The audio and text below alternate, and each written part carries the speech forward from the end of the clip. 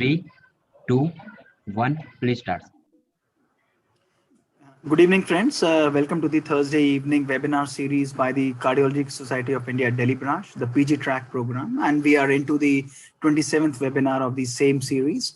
And today we are going to have the part 2 of the cardinal symptoms of cardiology, because chest pain and dyspnea are one of the two major symptoms which we need to evaluate the etiology, the mechanisms, and the types of presentations that they present with. And the last lecture taken by Dr. Prabhawati was superb on chest pain. In case you have missed it, I would request you to visit the channel PG Track CSI Delhi branch and listen to that lecture again. And in the similar way, we are also going to have the part 2 of the same session, cardinal symptoms of cardiology, dyspnea. In case you have any questions pertaining to the last time's talk or the present talk, please mention in the chat box. We'll be happy to answer all the questions in the evening. And along with me, my co-moderators, my chairpersons are with me, Dr. Sumodh Kurian, Professor of Cardiology from GE Panth Hospital, Professor Girish MP, Professor of Cardiology from GE Panth Hospital, and Dr. Ankit Bansal, Associate Professor of Cardiology from GE Panth Hospital. I request Dr. Sumodh to please start the session. Once again, a very warm welcome to this evening's PG Tech program. As we all know, I believe dyspnea is the most common symptom that all of our cardiology patients present to us in our OPD. And it is very important to understand the mechanism, because there is a variety of causes that can produce dyspnea, and the mechanisms can be different. And to correctly understand is very important before we start the treatment. And to explain us about the nuances of dyspnea, we have Professor Prabhawati madam. Ma'am is an excellent teacher. We heard from her last time on chest pain, and we all enjoyed that beautiful lecture. Ma'am is Professor of Cardiology at Jayadeva Institute in Bangalore. We welcome ma'am. Please come and teach us how to evaluate a patient with dyspnea. Thank you very much. Good evening, everybody. Am I audible? Yes, ma'am. Yes, ma'am.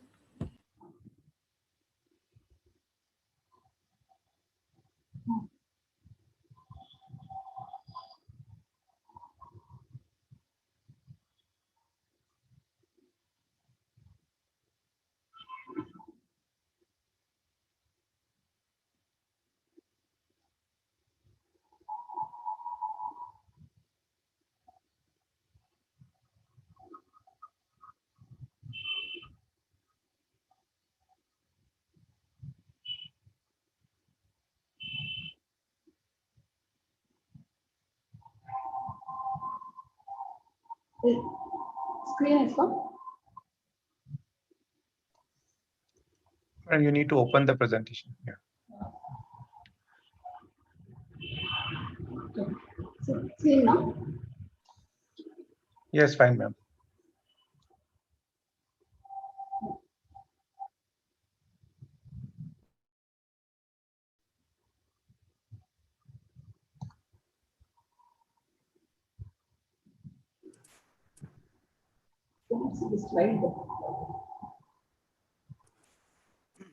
All good, ma'am. We can start now.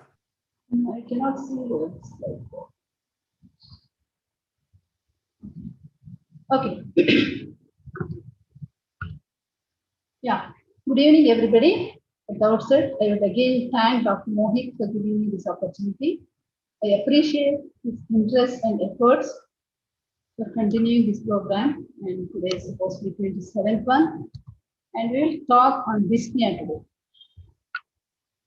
Dyspnea is the commonest symptom in cardiology, and it's often debilitating. It is supposed to affect 50% of patients admitted to acute tertiary care hospitals, and 25% of patients seeking care in ambulatory setting in outpatient department, and about 7.4% presenting to emergency room. What is the meaning of dyspnea? The word is derived from the Greek dys, difficult, pnea, breathing, that is difficulty in breathing or hard breathing. It often is described as shortness of breath. It is an indicator of inadequate ventilation or insufficient oxygen in the circulating blood. So, American Thoracic Society defines dyspnea as a subjective experience of breathing discomfort that consists of qualitatively distinct sensations that vary in intensity. Sounds a little difficult. We have a simpler definition, that is abnormally uncomfortable awareness of breathing. So all three words are important. Abnormally uncomfortable awareness, because normal resting person is unaware of breathing. When we exercise, moderate exertion, we become aware of the breathing. But after heavy exertion, it becomes unpleasant. But we know it is transient. So even a normal, healthy, well-conditioned subject can develop dyspnea after strenuous exertion. Then what is abnormal? It is only when it occurs at a level of physical activity not expected to cause dyspnea. And this depends on the normal physical activity of an individual. This varies from a sedentary worker to an athletic person. So depending on the perception of the sensation and the reaction to the perception, individual may describe it in large number of verbal expressions, and it depends on his educational level, intelligence, and the cultural background. Patient may express it as he cannot get enough air, or something like a smothering feeling, tightness or tiredness in the chest, choking sensation, or air does not go all the way down. So medical history is important to ascertain that this symptom is dyspnea. So dyspnea should be differentiated from tachypnea, which is increase in respiratory rate above normal, that is 12 to 20 per minute in an adult. This can occur in many cardiac and respiratory conditions. Hyperapnea, that is increased ventilation due to increased metabolic need. For example, during exercise. Hyperventilation. Here, ventilation is in excess of metabolic needs, like in anxiety and fear. So all these are not really dyspnea. So there are a number of causes for dyspnea. It could be cardiac or pulmonary, which are the most common causes. Severe anemia, obesity, neuromuscular diseases, and chest wall diseases like severe kyphoscoliosis also can cause dyspnea. Even normal persons after physical deconditioning can experience dyspnea. We should not forget psychogenic cause of dyspnea.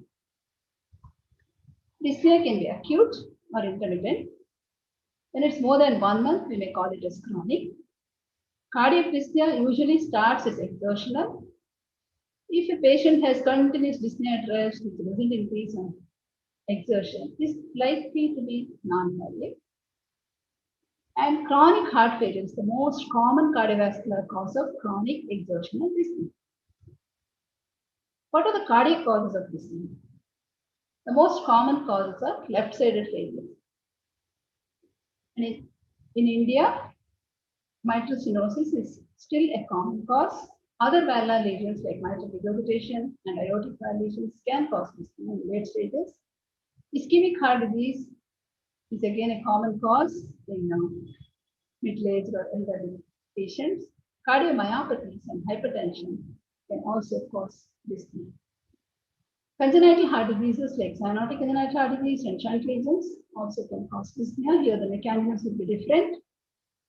Right heart diseases, pulmonary embolism, and pericardial diseases can also cause dyspnea. And we will discuss about various mechanisms in all these conditions.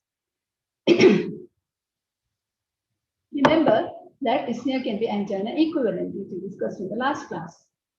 And dry cough, especially nocturnal cough, may be a dyspnea equivalent. And sometimes bronchospasm, we may think it's only bronchial asthma. It can have an occult cardiac etiology. If there is a recent or dramatic increase in dyspnea, think of heart failure. So what are the mechanisms of dyspnea? Dyspnea can occur in 4 distinct settings.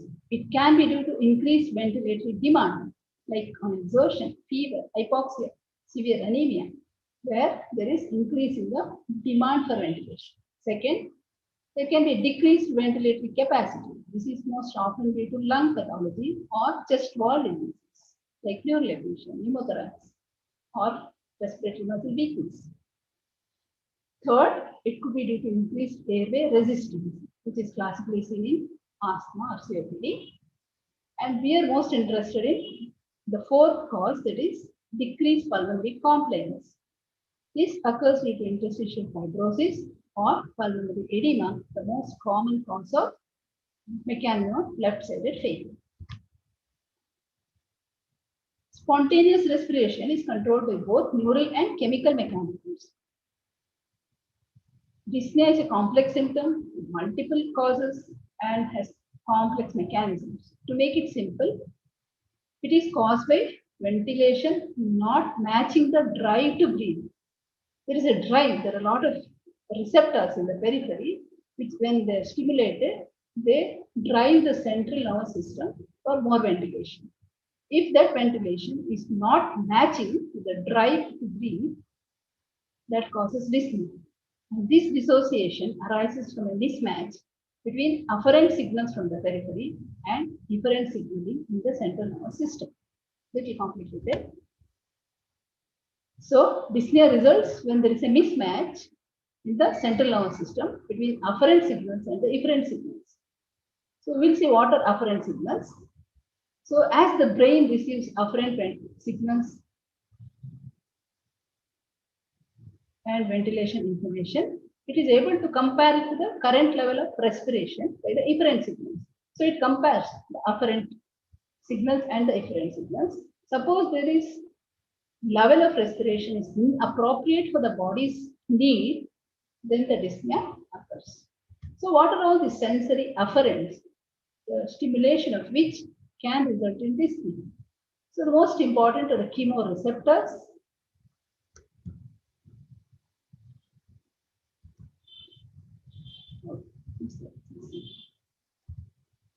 Chemoreceptors in the carotid bodies and medulla. They are activated by hypoxemia, acute hypercapnia, and acidemia. They lead to increase in ventilation. Whenever there is hypoxia or hypercapnia or acidemia, these chemoreceptors are stimulated in the carotid body and medulla, so they lead to increase in ventilation. So there are multiple mechanoreceptors in the lungs, and when they are stimulated by bronchospasm, there is sensation of chest tightness. The most important are the J receptors, which are sensitive to interstitial edema. That is what we are interested in. What are these J receptors? These are juxtacapillary receptors. They are located in the alveolar interstitium between the alveolar cells and the capillary endothelium. So they are supplied by unmyelinated fibers of the vagus nerve, and they are stimulated by pulmonary congestion. Whenever there is interstitial fluid, which is due to pulmonary venous congestion, they are stimulated. So this activates the Hering-Breuer reflex, resulting in rapid and shallow breathing. This is the most important mechanism of dyspnea in left heart failure. So what about history? The J receptors are described by A.S. Painter. He's an Indian scientist. He discovered and named these receptors as juxtapulmonary capillary receptors, or J receptors. In 1970, he described J reflex, that is, inhibition of somatic muscle by stimulation of J receptors in alveolar walls of the cats. So, stimulation of these receptors causing dyspnea is one of the important mechanisms of dyspnea in left heart failure. So, what is lung hypothesis? Whenever there is left-sided failure, which leads to pulmonary venous hypertension, resulting in interstitial edema. So there is no more fluid in the lungs. So the lung becomes stiffer with reduced compliance, and this results in increased work of breathing. So engorged blood vessels and peribronchial cupping causes bronchoconstriction as well as compression of the bronchi. So this leads to increased airway resistance and also ventilation perfusion mismatch. So this is lung hypothesis. So all these lead to decrease in vital capacity. So another factor in affecting the dyspnea, causing dyspnea, is respiratory muscle weakness. So because of decreased cardiac output in patients with heart failure, there is diminished oxygen delivery to the respiratory muscles. On the other hand, there is excess work of respiratory muscles, which leads to increased oxygen utilization. So again, there is a mismatch. So there is decreased flow to the respiratory muscles because of low cardiac output. On the other hand, there is increased demand because excessive work of respiratory muscles. In cyanotic congenital heart disease, hypoxia adds to this decreased oxygen supply to the respiratory muscles. So all these will lead to respiratory muscle weakness. Then there is a muscle hypothesis. In patients with heart failure, there is systemic inflammatory response, which results in muscle catabolism, leading to respiratory muscle myopathy. This is another mechanism of dyspnea due to respiratory muscle weakness. So, to summarize the mechanism of dyspnea in left heart failure, the central processes or central mechanism is elevation of the mean left atrial pressure, which results in pulmonary venous hypertension, leading to pulmonary congestion and interstitial edema and sometimes alveolar edema, depending on the pulmonary venous pressure and the lymphatic drainage. So the fluid in the interstitium and the alveoli stimulates respiration by activating J receptors, which we discussed. And second, decrease in the lung compliance due to more fluid in the lungs. So this results in increased work of breathing. Third mechanism, increased airway resistance because of the competition for the space between the vessels, interstitial fluid, and the airway. And also there can be bronchospasm. So this is due to edema of the bronchial walls. And decreased cardiac output in late stages of cardiac failure can lead to fatigue of the respiratory muscles. This may be added by myopathy, respiratory muscle myopathy caused by catabolism. And finally, ventilation perfusion mismatch because of decreased pulmonary blood flow. So what is the mechanism of dyspnea in cyanotic congenital heart diseases? It's usually commonly asked question. Here there is no increased blood or interstitial fluid. This is basically because of hypoxia stimulating the chemoreceptors in the carotid body. And also this hypoxia can cause respiratory muscle weakness, and decreased pulmonary blood flow can lead to ventilation perfusion mismatch. So all these can cause exertional dyspnea in a child with cyanotic congenital heart disease. On the other hand, in shunt lesions, again there is increased pulmonary blood flow. It is here not congestion, it is pulmonary, increased pulmonary blood flow. Again, more blood in the lungs. This again leads to decrease in lung compliance and increases airway resistance, resulting in increased work of breathing.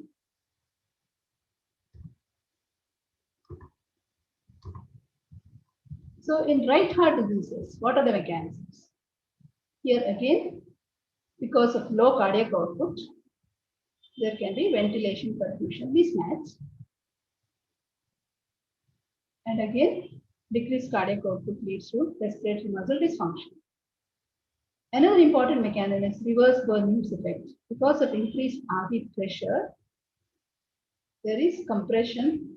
The septum moves towards the LV. You can see a D-shaped LV. This can interfere with the LV filling and increase LV and diastolic pressure, causing increased venous pressure, pulmonary venous pressure. In late stages, pleural effusion can add to the dyspnea in patients with right heart diseases. What are the mechanisms in diseases of pulmonary vasculature, like pulmonary thromboembolism, pulmonary arterial hypertension? They can also have exertional dyspnea. Here, one, increased pulmonary artery pressure can cause stimulation of pulmonary receptors. That can result in dyspnea. Again, hypoxemia and low cardiac output also contribute to dyspnea, and decreased pulmonary blood flow can cause ventilation perfusion mismatch. So again, combination of one of these mechanisms can cause dyspnea and right-sided diseases. So how do we assess dyspnea? So we have to start what is the mode of onset, whether it's acute or gradual onset, how is it progressing, what is the duration, severity, what is the functional status, are there any aggravating and relieving factors, any associated symptoms like chest pain, palpitation, wheezing, or cough with expectoration. The most common problem is differentiating cardiac from respiratory causes. So cardiac versus respiratory. Suppose patient has cough with expectoration for a long time, it is seasonal, with a seasonal variation associated with wheezing. So it goes more in favor of pulmonary, whereas if there is history of PND or orthopnea, other cardiac symptoms and rapid progression of symptoms may point towards cardiac etiology. Always try to assess whether there is any precipitating factors, especially when patient develops acute worsening of dyspnea. Rule out any infection which can precipitate or arrhythmias like atrial fibrillation, ischemia, acute left-sided valvular regurgitation due to infective enteritis, or sometimes hypertension. And also sometimes anemia, thyrotoxicosis, pregnancy, non-compliance of diet and drugs can lead to worsening of dyspnea. So we should look for precipitating factors, especially when there is acute or subacute onset of dyspnea. So how do we assess the severity? We start with NYHA class, the most commonly used. So we all know class 1 is no limitation of physical activity, class 2 is slight limitation, class 3 is marked limitation, and class 4 is symptomatic at rest. So in spite of its limitations, like poor reproducibility, it is a strong and independent predictor of mortality. That is why it is most often used. It's widely used as a prognostic marker and to assess outcome measures in clinical trials. It's also used as inclusion and exclusion criteria and also indication for treatment with CRT and spironolactone. So it is most widely used functional class.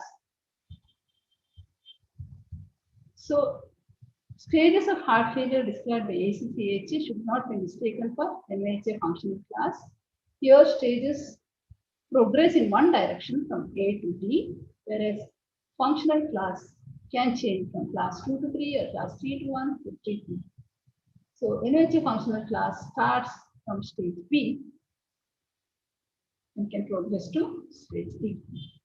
So other functional classifications which are used are Goldman specific activity scale, depending on activity in relation to daily life. More than 7 METs, class 1, 5 to 7 METs, class 2, 2 to 5 METs, class 3, and symptomatic at rest of less than 2 METs is class 4. And similarly, WHO functional assessment of classification for pulmonary hypertension can also be used. Here, only difference from NYHA is it has inner syncope in place of palpitation.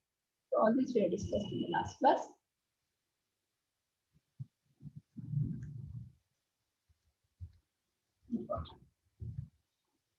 I think some slides are hiding. What can I do?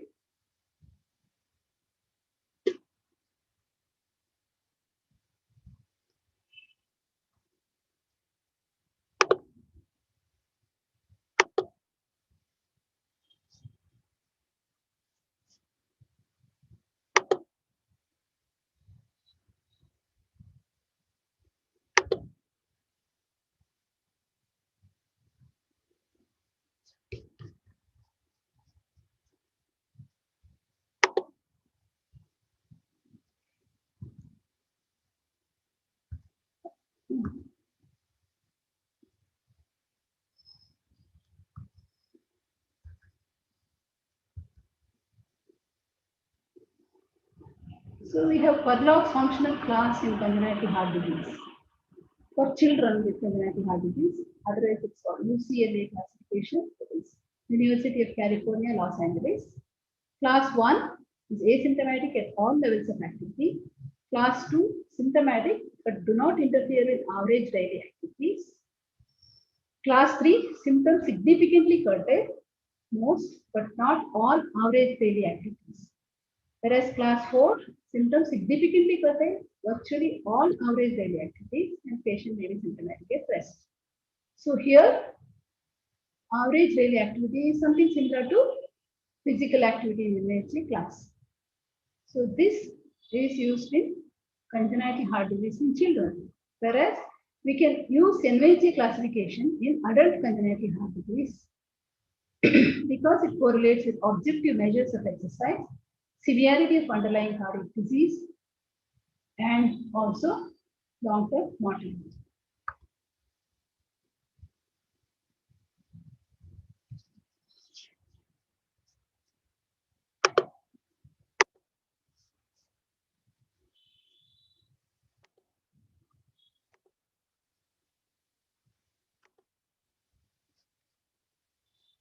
So we have another class that is classification for heart failure in children. It is modified Ross heart failure classification.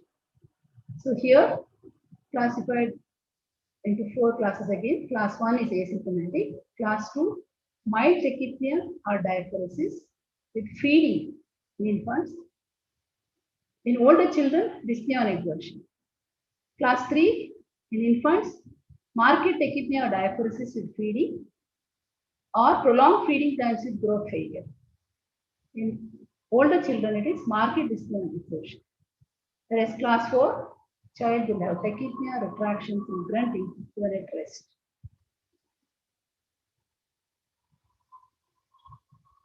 So this is MRC breathlessness scale. Sometimes asked in the exam, but we don't use it commonly in clinical practice. Other severity assessment is done by Bohr scale, modified Bohr scale, and visual analog scales. Here it is from 0 to 10, no distress to agonizing distress. 6-minute walk test, again, most commonly used in heart failure or assessment of dyspnea or functional capacity than for angina. The distance covered over 6 minutes is used to assess functional capacity. Normal healthy adults should walk for at least 400 to 700 meters in 6 minutes. This is simple, reliable, inexpensive, widely available, and well tolerated. It also gives an idea of short-term prognosis and predicts VO2 max. So, what are the other patterns of dyspnea?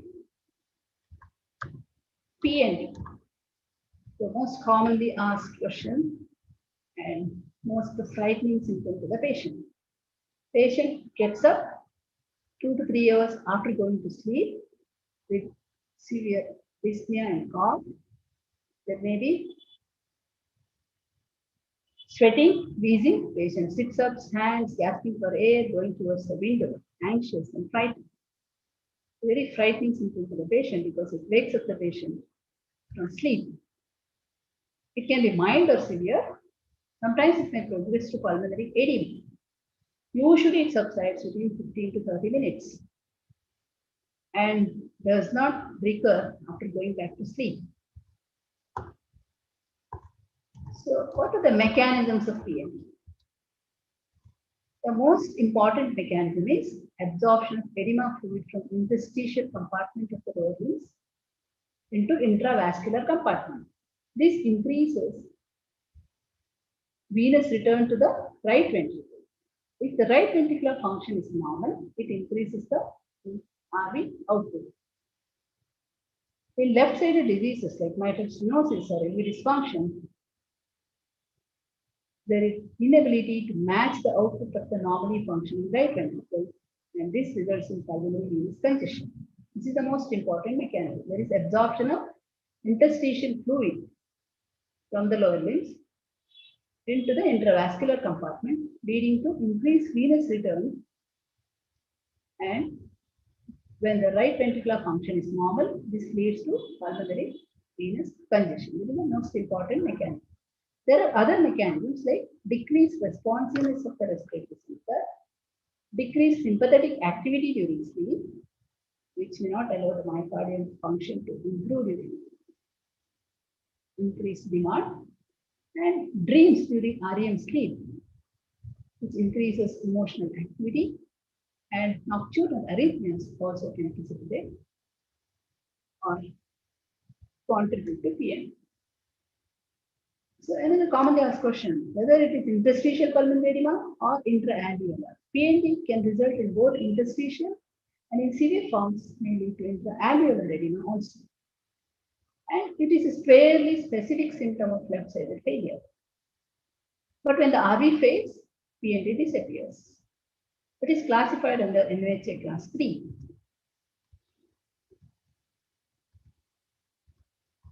Though we said it is specific for left heart failure, there are certain conditions which can simulate PND, like nocturnal asthma. There are morning dippers.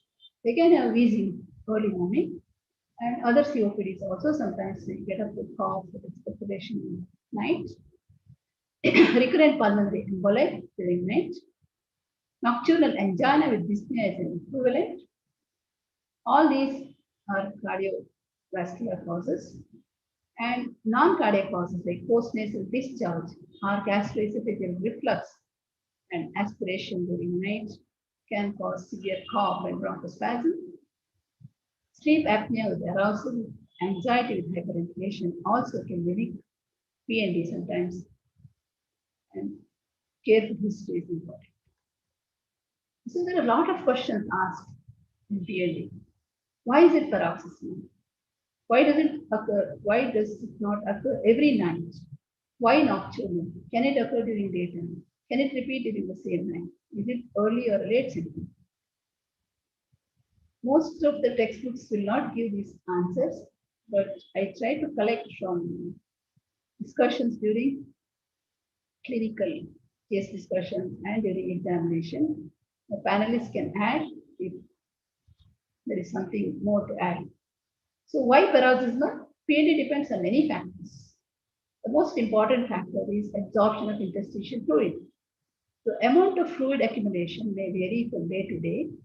So paroxysmal PND may not occur on all nights depending on the amount of fluid accumulation. And other factors also may play a role like dreams and nocturnal arrhythmias. Second, why is it nocturnal? Can it occur during daytime? So it usually occurs 2 to 3 hours after sleeping.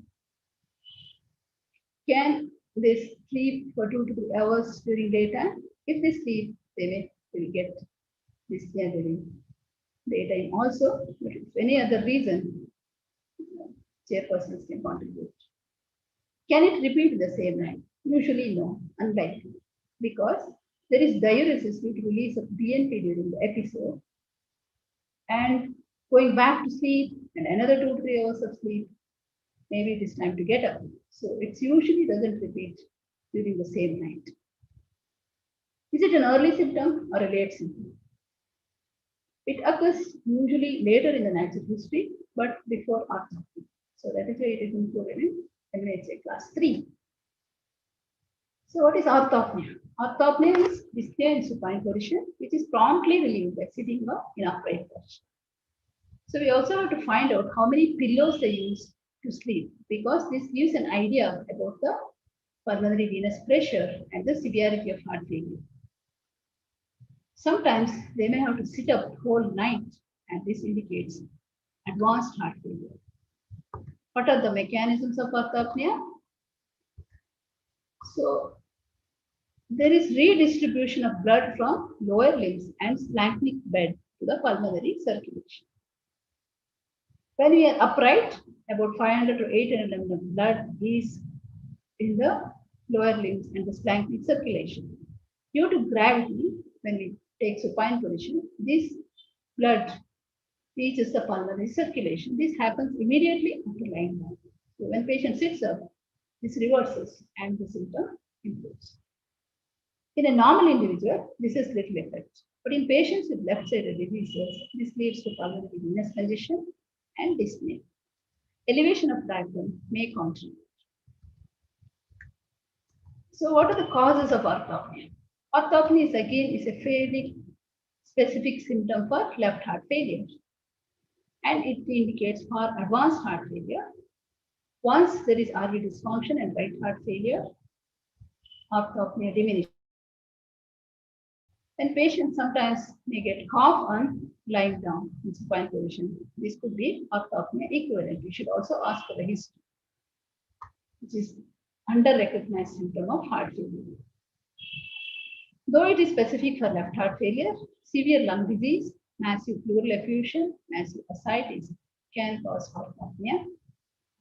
Rare cause of orthopnea is bilateral diaphragmatic palsy. Here, patient once he goes to supine position, he will get severe dyspnea and he sits up, that is, he becomes normal. In severe pulmonary artery hypertension, dilated hypertensive pulmonary arteries can compress the trachea, and this can be a rare cause of orthopnea in patients with pulmonary artery hypertension. Bendopnea. This is a recently described symptom of heart failure. So dyspnea on bending forward. This occurs while bending forward to put on shoes. This was described recently in 2014 by Jennifer. So this is defined as dyspnea occurring within 30 seconds of bending, but it can occur as early as 8 seconds. This results from increase in ventricular filling pressures during bending. In patients who already have increase in the baseline filling pressures. So it indicates advanced symptom and associated with adverse clinical outcome. Like orthopnea, it is a symptom of advanced heart failure. So what is camptopnea? Dr. Mohit may ask me this at the end. So camptopnea is another word for bendopnea, because Greek word camptos means bent over. So the bendopnea, they think it is combination of Old English and Greek derivation. The opnea comes from Greek and bend comes from English. So Dr. Carl suggested that why don't we use camptopnea, because it sounds more appropriate and they feel it's more pleasing to the ear. After all, most of the disorders of breathing like orthopnea, apnea, platypnea all come from ancient Greek. So this is the word suggested by Dr. Carl for bendopnea. What is tripopnea? So this is dyspnea on lying in lateral position, left lateral or right lateral position. This can occur in lung diseases. Suppose there is asymmetric lung disease, patient gets dyspnea on lying on more affected lung down. That is, if there is a right-sided lung disease, if he sleeps on the right side, he gets dyspnea. This is because of gravitational distribution of blood. Whereas pleural effusion, patients experiences less dyspnea on the side of the pleural effusion. Tripopnea can also be a common symptom in patients with decompensated heart failure. In one study, it was seen in 51% of patients. Generally, patients prefer to lie on the right side. This is supposed to improve venous return and increase cardiac output. Another cause of tripopnea, cardiac cause, is LA mixome. Here, dyspnea can occur in left lateral position due to mitral obstruction. Platypnea. This is opposite of orthopnea. Patient becomes dyspneic in upright posture, which is relieved by lying down. When there is decrease in PaO2 in upright position, that is called orthodeoxy. These symptoms can occur in large patent foramen over or pulmonary AV fistula, because right to left shunting increases on standing in both conditions. Changed throat breathing. It is not really a dyspnea, it is an abnormal pattern of breathing. It's a periodic breathing where there is cyclic episodes of apnea and hyperventilation. This happens gradually from apnea to hyperapnea, and pattern repeats with each cycle taking around 30 to 30 seconds to 2 minutes. Most important causes are advanced heart failure due to prolonged circulation time and central nervous diseases. If you exclude CNS diseases, it is diagnostic of left heart failure. It is seen in 20 to 60% of heart failure studies. Again, because of the advanced heart failure, it predicts increased mortality. This is not complained by the patient because it often occurs during sleep. The patient is unaware of it. So how do we assess pulmonary venous hypertension based on dyspnea? Nowadays, students are asked to grade pulmonary venous hypertension based on dyspnea and tubular venous pressure. So if the dyspnea class is class 2, such as mild pulmonary venous hypertension, class 3, moderate pulmonary venous hypertension, and class 4, severe pulmonary venous hypertension. History of P&D is there that suggests moderate pulmonary venous hypertension, whereas orthopnea and pulmonary edema are suggestive of severe pulmonary venous hypertension. There is a study by Stevenson, that is ESCAPE trial in heart failure. Orthopnea requiring 2 or more pillows predicted pulmonary capillary wedge pressure of more than 30 milligrams with an odds ratio of 3.6. And this was the only feature in history which predicted pulmonary venous pressure. So, this is the importance of asking how many pillows patient uses to sleep. So, there is another study which tried to correlate dyspnea with heart failure. If it is exertional dyspnea, the prediction of LV dysfunction, systolic LV dysfunction, has a low specificity of 20%, but it is highly sensitive. Whereas orthopnea has moderate sensitivity and specificity of 70 to 65 or 70% and 65%. Whereas P&D has a high specificity of 75%. Based on this, in Framingham criteria for heart failure, dyspnea and exertion is a minor criteria, whereas P&D and orthopnea are included as major criteria. So, a few words about acute dyspnea, which is one of the most common medical emergencies. Acute onset of dyspnea could be cardiac, respiratory, or other causes. Cardiac causes are acute LVF, acute pulmonary embolism, and cardiac damping. And asthma, acute exacerbation of COPD and pneumothorax can cause acute dyspnea. Psychogenic causes, and in children especially, foreign body inhalation can cause acute dyspnea. So what are the causes of acute LVF? Acute myocardial infarction, acute valvular regurgitation of mitral and aortic valve, myocarditis, arrhythmias like sudden onset of atrial fibrillation, and accelerated hypertension. All these can present as acute left ventricular failure. Some points to be noted in acute LVF. Suppose patient is drowsy, it's unlikely to be LVF because most patients with LVF are usually anxious and alert. It is not a feature. Drowsiness is not a feature of acute LVF unless they have severe hypoxia or hypotension, that is in late stages. So whenever patient with acute dyspnea has drowsy, look for other causes like metabolic acidosis or hypoglycemia. Another feature of acute LVF is, though they are severely dyspneic, they will not have cyanosis or mild desaturation will be there. Whereas in patients with asthma or COPD, cyanosis is a feature. Wheezing and cough with expectoration, seasonal variation, point towards acute asthma. Sometimes we use the term cardiac asthma, where wheezing is a predominant symptom. So this is because of, this is actually a dyspnea of LVF itself, that there is a bronchospasm precipitated by edema fluid in the bronchial walls. So that may mimic asthma, but you usually respond to diuretics, and you can find out other findings of cardiac disease. Dyspnea in specific conditions like dyspnea and mitostenosis. Dyspnea is the earliest symptom. Progressive exertional dyspnea is an initial symptom because the first thing to happen in mitostenosis is increase in left atrial pressure. Whenever there is significant mitostenosis, LA pressure increases, pulmonary venous hypertension occurs, and patient starts getting exertional dyspnea. Sometimes this may become more whenever there is increase in heart rate due to infection or arrhythmias, and with treatment, it subsides. So there is a long history of dyspnea on and off worsening. As the pulmonary venous hypertension increases, patient will develop PND or cough, and right heart failure occurs later in the natural history.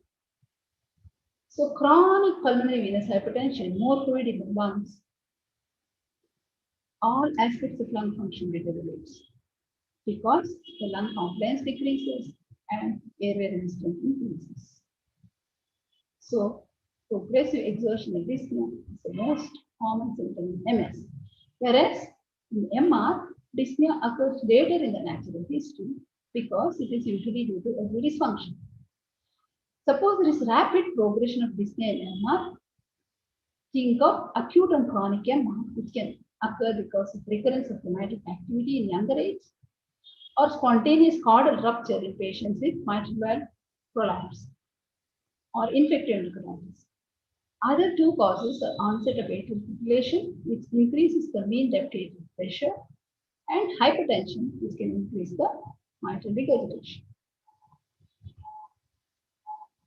Similarly, dyspnea in aortic stenosis occurs late in the natural history because this is due to LV dysfunction, either diastolic or systolic. Once dyspnea starts, it is a downhill course with an average survival of less than 2 years.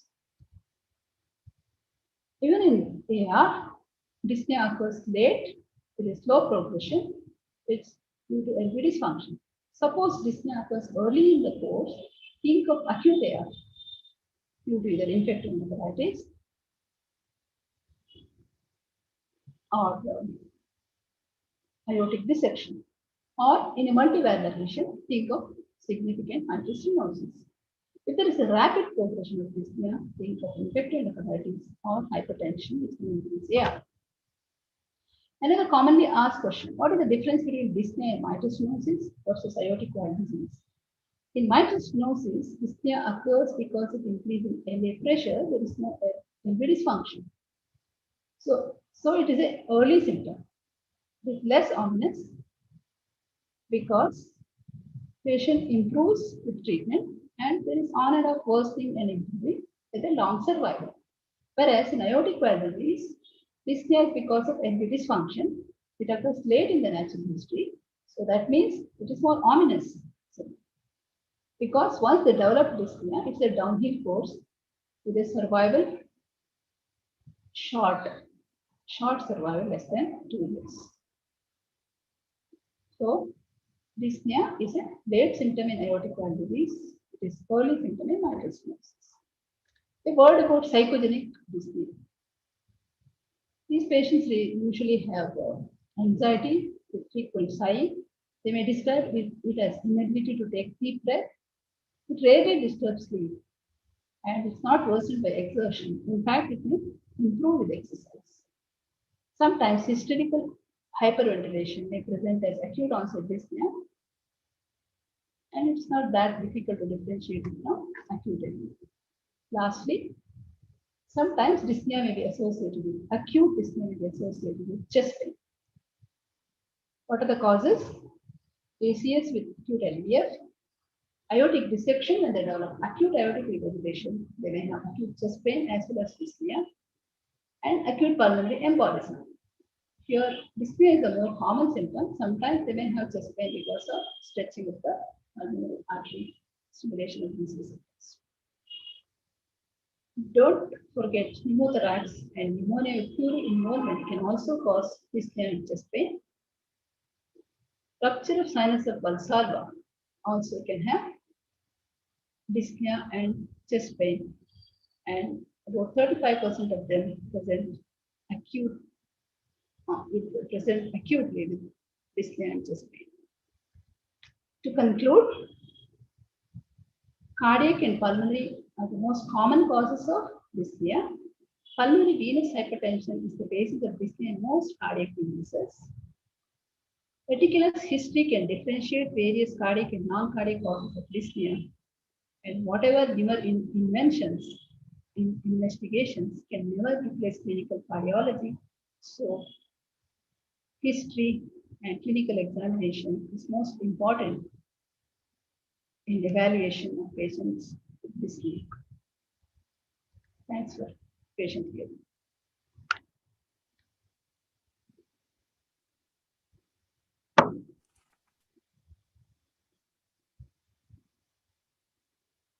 Thank you very much for a wonderful session, ma'am. And as usual, and if there are any questions, comments, Dr. Sumodh and Dr. Ankit, I would be happy to take them up. And any contributions regarding the same, that would be great. Yeah. One question from the PGs. Yeah, please go ahead. Please go ahead. Yeah. Please, Ankit, please. Yeah. How to differentiate between paroxysmal nocturnal dyspnea and the nocturnal dyspnea because of pulmonary disease like asthma and COPD? Both are occurring at night. Some PGs want more clarification on this aspect. Okay. So here, wheezing may be the more predominant symptom, and usually cough with expectoration is more common. They have more, they get relief with sputum coming out, whereas in PND, they may have a frothy sputum, sometimes blood tinged. Okay. And you usually have patients with asthma will have a long history. And of course, auscultation and other investigations will add to it. This history alone may not be sufficient. You may have to do clinical examination, and anyway, you have BNP and other things to decide. Ma'am, one more interesting question from the residents.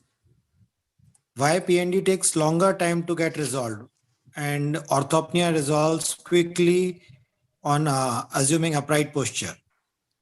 However, the mechanism is almost same for both of these.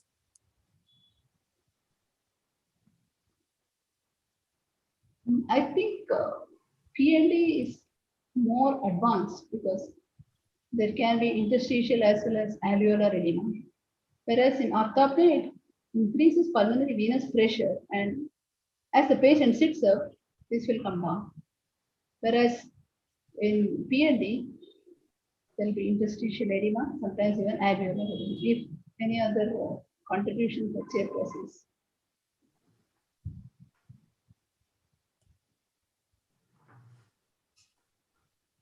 Another thing that you mentioned about the J reflex and the fibers, Yeah. Equal valent, some of the people have also discussed about the nodo C fibers, because J are the superficial fibers and nodo C are the deeper reflexes, the deeper fibers in the lungs. So do they also have a role to play in the genesis of dyspnea? Nodo C fibers. Huh? Yeah, nodo C fiber. No, actually, these J receptors have C fibers, that is vagal afferent. Basically, they they are, they carry yeah, both jugular yes. as well as the nodo C fibers. Both Yes. of them are there. So one of them is, I think, taking care of the superficial part of the lung, and the other one are with the deeper airways. Okay. Dr. Sumodh, if you have any comment? Yeah, ma'am, in general, there is a tendency, any patient with dyspnea, one tend to start diuretic in the OPD. So because of the various different mechanisms, so especially we are advised not to give a diuretic in PH situations, especially not to reduce the preload. So but still some of the patients do respond. Probably some Bernheim's effect or something could be there. So so should we avoid totally diuretics in such settings, or can we, like PH or aortic stenosis and In aortic stenosis, if it is because of heavy dysfunction, we may have to use diuretic judiciously. But in right-sided failure, so far it is helpful. Now, diuretics, right heart failure, we have to give. But pulmonary hypertension, we are asking. Because aortic stenosis, one of the mechanism is also the decreased cardiac output. So there's always a fear that one may add to reduction in the forward output. Preload, yes, preload. So that's why it's a judicious use. Is there any difference in mitral stenosis and LV dysfunction? Can both have PND? Because in mitral stenosis, there tend to be a protective effect in the night, because when we sleep, the heart rate is low, which may be helpful for a mitral stenosis patient. So whether this will protect them from PND, or whether they also have similar frequency of PND like a heart failure patient. PND is disturbed in mitral stenosis because there are various other factors also which might contribute. Because during REM sleep, they say PND occurs usually during REM sleep. So dreams may increase emotional activity and increase heart rate. In daytime, PND does not occur because we don't sleep that long to get into a REM sleep, ma'am. That's what. That's what I have heard, but I have not read anywhere. Heard from teachers. So yeah, we do not sleep for so long. Any other? Does the interstitial receptor, J receptor, play any role of dyspnea in pulmonary artery hypertension? As some people say that there could be some stretch of interstitial receptors even in PH also. But they say there are receptors in the pulmonary artery itself, so they can get stimulated. Actually, that's why they come. Ma'am, one question about the chest pain, ma'am. Last time you took, what is the reason why the classical distribution, the chest pain goes only up till jaw, only till umbilicus? Why it does not go beyond this level? Why it is distributed? I think it's because of the nerve distribution, right? The similar nerve supplying the heart as well as the supplying this.